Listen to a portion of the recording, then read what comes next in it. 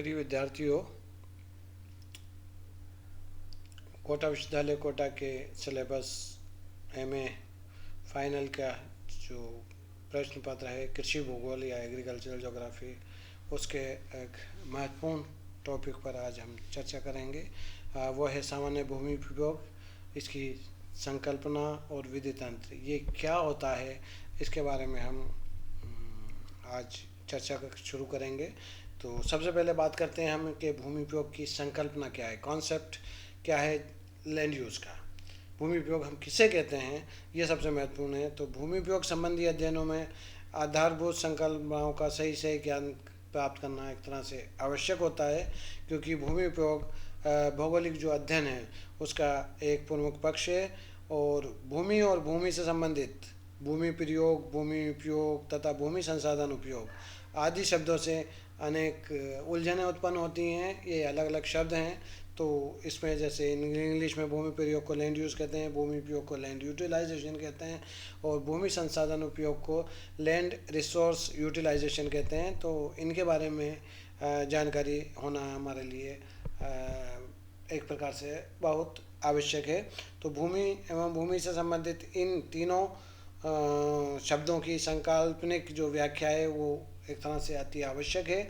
और भूमि से संबंधित इन शब्दों की संकल्पना को स्पष्ट किया जा सकता है। अगर हम भूमि या लैंड की बात करें तो भूमि पद या भूमि शब्द जो प्राय धरातल के ठोस भाग को व्यक्त करने के लिए मुख्य रूप से काम में लिया जाता है या प्रयुक्त होता है।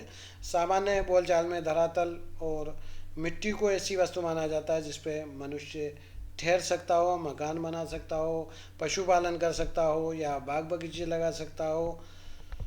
परंतु भूगोलवेत्ताओं या कृषि वैज्ञानिकों द्वारा इस शब्द का प्रयोग बहुत ही व्यापक अर्थों में किया गया।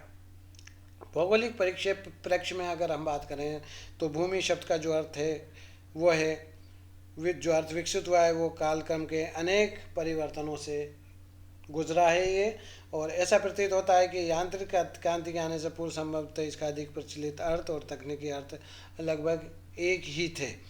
भूमि साधारणतः मकानों, सड़कों आदि के रूप में दिखाई देने वाला वे धरातल समझा जाता था जिस पर मनुष्य ठहरता या चलता था। ये एक सामान्य परिभाषा थी इसकी। भूमि शब्द का दूसरा अर्थ मिट्टी से लगाया गया और जिसका संबंध खेतों, चारागाहों, जंगलों आदि से था जो कृषि उत्पादन के साधन या संसाधन के रूप में प्रयुक्त होते थे। और भूमि शब्द का तीसरा अर्थ खनिजों के स्रोत के रूप में भी लगाया गया, जैसे बालू, मिट्टी, पत्थर आदि पदार्थ जिनका उपयोग मकानों और सड़कों आदि के निर्माण के लिए होता था। इसमें अधात्विक खनिज जैसे चूना, फास्फेट आदि भी सम्मिलित हैं जिनका उपयोग उर्वरक के रूप में किया जाता था। इस प्रकार एक संकुचित सीमा तक कुछ धातुओं के स्रोत के रूप में भी भूमि को माना जाता था।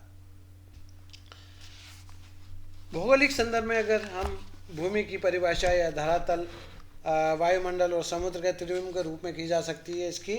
और भूमि का ये व्यापक अर्थ न केवल धरातल, जल और हिम आदि को ही व्यक्त करता है, अपितु ये भवनों, खेतों, खनिज संसाधनों, जल संसाधनों, वायु संसाधनों के गुणों को भी समाहित करता है, जैसे हवा, सौर प्रकाश, पवन, वर्षा, तापमान, वाष्पन आदि। ये सभी किसी न किसी प्रकार भूमि उपयोग को एक तरह से प्रभावित करते हैं। भूमि के अंतर्गत ऐसे सुधार और विकास भी सम्मिलित किए जाते हैं जो मनुष्य द्वारा एक तरह से विकसित किए गए हैं और जो धरातल को भी प्रभावित करते हैं।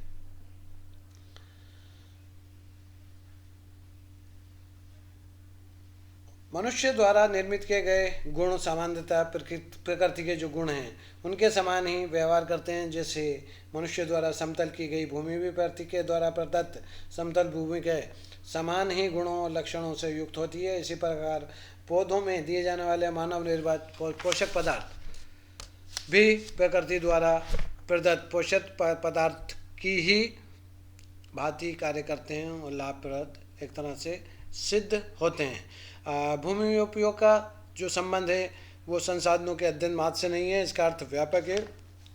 भूमि शब्द के अर्थ पर प्राय सहमति नहीं होने के कारण इसके लिए भूमि संसाधन शब्द को अधिक सार्थक माना गया है। इससे भूमि के सामान्य अर्थ को स्पष्ट करना सरल हो जाता है और उसे अधिक विस्तृत करने की आवश्यकता एक प्रकार से नहीं होती है। और भूमि संसाधन को धरातल की मौलिक दशाओं से प्राप्त साधनों और मानव कल्याण के लिए उसकी सन्निहित विशेषताओं के रूप में परिभाषित एक तरह से किया जा सकता है। इस प्रकार भूमि संसाधन धरातल पर मनुष्य द्वारा किए गए सभी विकासों को अपने में समाहित करता है। अब ये संकुचित अर्थ का प्रयोग नहीं रह गया है जो प्रकृति द्वारा प्रदत्त संसाधनों को ही अपने अपने अंदर ग्रहण करता हो। इस प्रकार भूगोल की जो मुख्य संकल्पना भूमि से ही जुड़ी हुई है। भूमि पर मानव द्वारा विभिन्न क्रियाकलाप किए जाते हैं तथा मानव भूमि पर उपयोग अपने विभिन्न उद्देश्यों एवं आवश्यकताओं की पूर्ति हेतु सदियों से अनेक रूपों में करता आ रहा है और करता रहेगा। भूमि के साथ भूमि उपयोग की बात भी की जाती है। यद्यपि उपयोग से संबंधित ये सभी शब्द प्रयोग, उपयोग और भूमि संसाधन उपयोग प्राय एक दूसरे के पर्याय के रूप में प्रयोग किए जाते हैं, परंतु इनके बीच में सूक्ष्म अंतर है। ये शब्द क्रमशः अंग्रेजी के लैंड यूटिलाइजेशन और लैंड रिसोर्स यूटिलाइजेशन के हिंदी रूपांतर हैं ये, और इनों की अलग अलग लोगों ने व्याख्याएं दी हैं। भूमि प्रयोग की अगर बात करें हम, तो भूमि प्रयोग का अभिप्राय भूमि की प्रकृति प्रदत्त विशेषताओं के अनुरूप उपयोग है। और भूमि प्रयोग शब्द के स्वाभाविक अभिलक्षणों के अनुसार भू धरातल का यथार्थ तथा विशिष्ट उपयोग है।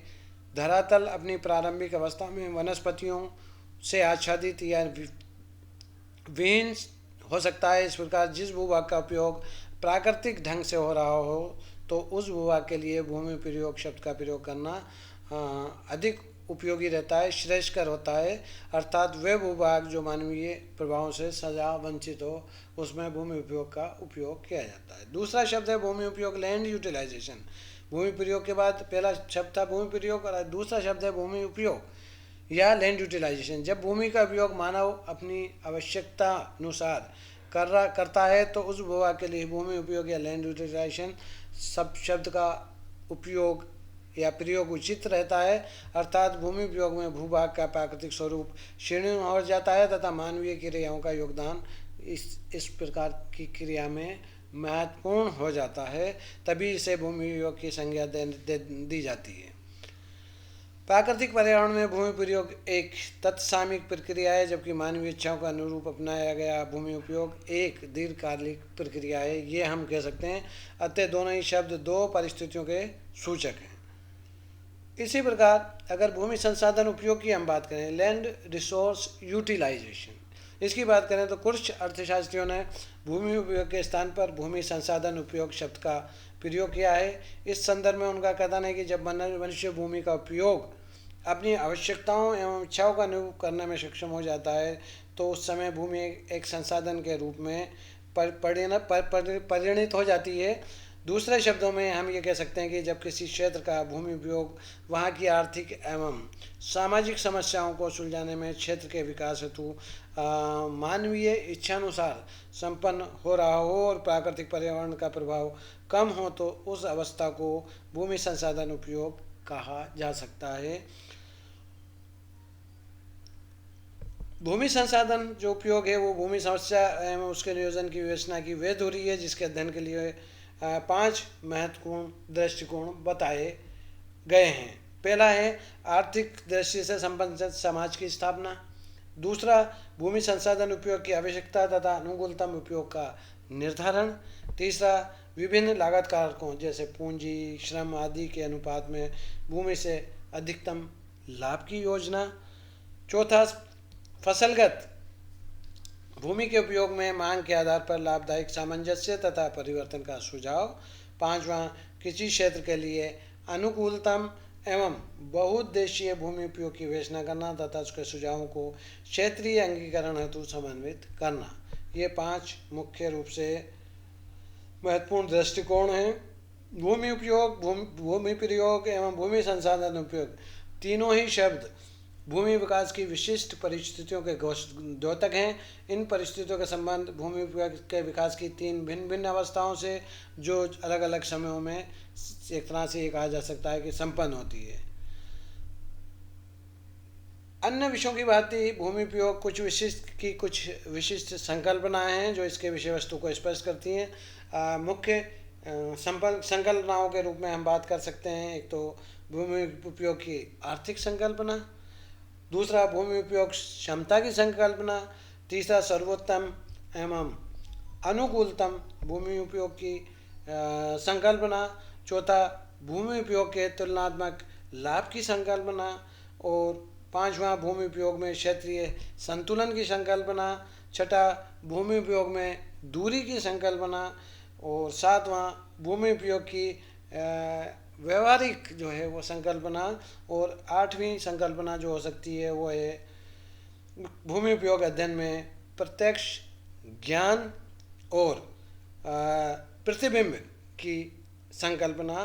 तो ये महत्वपूर्ण संकल्पनाएं इसकी विषय वस्तु को, जो कि भूमि उपयोग की विषय वस्तु को स्पष्ट करती हैं। इन संकल्पनाओं पर हम अगले वीडियो लेक्चर में डिस्कस करेंगे। आज के लिए इतना ही, धन्यवाद।